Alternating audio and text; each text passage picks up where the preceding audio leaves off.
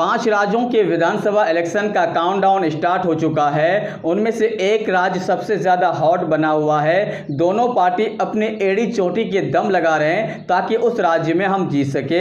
उस राज्य का नाम है मध्य प्रदेश। क्योंकि आपको पता ही होगा, मध्य प्रदेश जो जीतेगा 2024 वही जीतेगा, ऐसा माना जाता है। मतलब इसे सेमीफाइनल के रूप में देखा जाता है।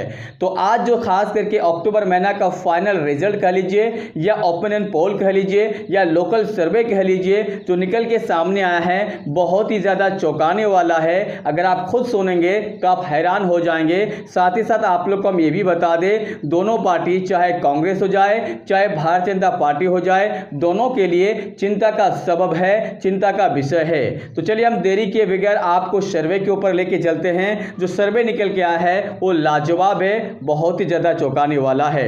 मध्य प्रदेश में टोटल 230 सीट है। जो 116 सीट लेके आएंगे सरकार उसकी बनेगी। पहला आता है ग्वालियर 6 सीट है, जहां पे मैच बिल्कुल टाइट है, 3-3 सीट जा सकता है। भोपाल की अगर बात कर ली जाए तो भोपाल में 7 सीट है, जहां पे 3 seat Bharatiya Janata party, 4 seat Congress के खाते में जाएंगे।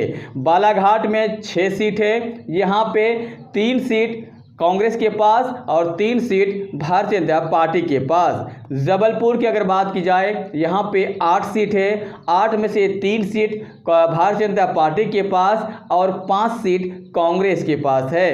रतलाम की बात की जाए तो यहाँ पे 5 सीट है और रतलाम में 5 सीट इस बार कांग्रेस जीत रही है।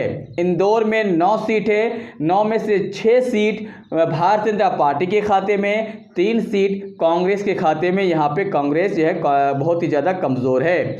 गुना की अगर बात की जाए, गुना में 4 सीट है, 4 सीट भारतीय जनता पार्टी हार रही है, 4 सीट कांग्रेस यहाँ पे जीत रही है। खरगोन में 6 सीट है, 6 में से 4 सीट भारतीय जनता पार्टी जीत रही है और 2 सीट कांग्रेस जीत रही है। खरगोन में ताकतवर जो है बीजेपी है।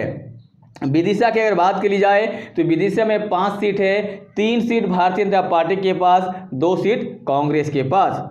यहाँ पे भी भारतीय जनता पार्टी मजबूत है। अलीरामपुर में 2 सीट है, ये दोनों सीट कांग्रेस जीत रही है, मतलब अलीपुर में कांग्रेस का कब्जा होगा। बुरहानपुर, अलीपुर, झाबुआ, ये यहाँ पे लगभग 7 सीट है। बुरहानपुर, अलीपुर और यहाँ पे झाबुआ में 7 सीट है। 7 में से सिर्फ 1 सीट भारतीय जनता पार्टी के खाते में, 6 सीट कांग्रेस के खाते में जा रहे हैं। अशोकनगर और बडानी में 7 सीट है। अशोकनगर बडानी को मिला दी जाए तो यहाँ पे 7 सीट है और इस 7 सीट में से जो है महज 2 सीट भारतीय जनता पार्टी के पास और बाकी 5 सीट कांग्रेस के खाते में है। मंदसौर और खंडवा में 8 सीट है, जिसमें 4-4 सीट बंटने वाला है। 4 सीट भारतीय जनता पार्टी के पास, 4 सीट कांग्रेस के खाते में जा सकता है। उसके बाद आता है नीमच और देवस और उमरिया। नीमच, देवस, उमरिया को अगर मिला दी जाए तो यहाँ पे आता है टोटल 10 सीट।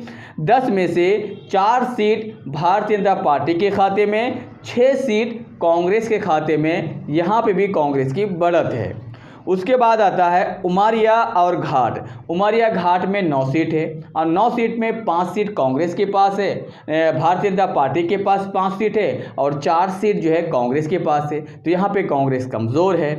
शाहजहांपुर, देशनगर, रायसेन, ये अगर 3 जगह को मिला दी जाए तो 3 अगर लोकसभा को मिला दी जाए तो यहाँ पे बनता है लगभग 14 सीट। इन 14 सीट में से जो है 6 सीट भारतीय जनता पार्टी के पास और 8 सीट कांग्रेस के पास जाते हुए नजर आ रहे हैं। उसके बाद आता है सतना में 7 सीट है, 7 में से 4 सीट कांग्रेस के पास और 3 सीट भारतीय जनता पार्टी के पास।